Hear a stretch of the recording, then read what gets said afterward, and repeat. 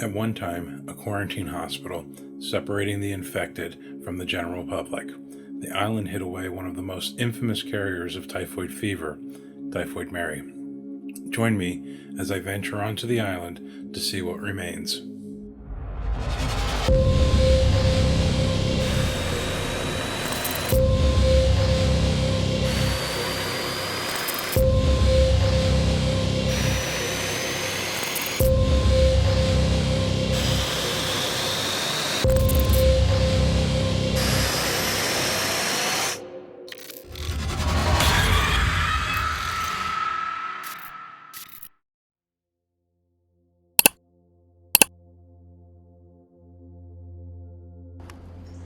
First, welcome to Season 9.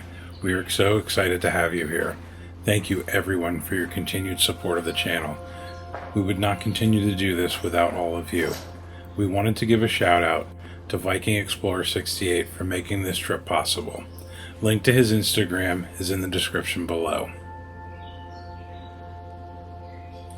One of a pair of small islands located in the East River between the mainland Bronx and Rikers Island. The Dutch West India Company claimed both islands in 1614. By the late 1600s, the islands were owned by the British who occupied the area. In 1695, the government granted both islands to James Graham, who did not develop the islands due to the currents in the East River being too strong. The islands were consolidated into New York City in 1898. The northern island was uninhabited until 1885, though a lighthouse was constructed in 1869. In the mid-1800s, the Riverside Hospital moved there from Blackwell's Island, now known as Roosevelt Island. Riverside was founded in the 1850s as a smallpox hospital to treat and isolate victims of the disease. Eventually, Riverside expanded into other quarantinable conditions, including typhoid and tuberculosis. During the polio epidemic of 1916, Riverside treated numerous patients. Built alongside the waterfront gantry, the oldest building was constructed in 1885, and the last to be built was the Tuberculosis Pavilion, which opened in 1943. Only a decade later, it was considered obsolete with the introduction and use of the tuberculosis vaccine. One of Riverside's most infamous patients was Mary Mountain, known as Typhoid Mary. She was confined to the island for over 2 decades until she died there in November of 1938. She was considered a public menace due to her contagious illness. Experts estimate that she had infected at least 122 people, leaving 5 dead from the disease. Following World War II, the island housed war veterans who were students at local colleges and their families. After the housing shortage following World War II was on the decline, the island was once again abandoned until the 1950s, when a center opened to treat adolescent drug addicts. The facility claimed it was the first to offer treatment, rehabilitation, and education facilities to young drug offenders. Heroin addicts were confined to the facility and locked in a room until they were clean. Many of them believed they were being held against their will. Staff corruption and the cost of maintaining the aging buildings forced the facility to close for good in 1963. Since the closure, various uses have been considered, from the sale of the island to housing for the homeless, or an extension of Rikers Island, which may end up shutting down soon. Ultimately, the island serves as a sanctuary for several species of bird. I cannot stress this enough. The East River current is not for the inexperienced. There were many hazards on the island, many buildings were in disrepair, and in several spots there were open holes in the ground. I do not recommend anyone visit the island. This is not for the inexperienced explorer. If you make the trip, you make it at your own risk. Until next time, explorers, stay safe.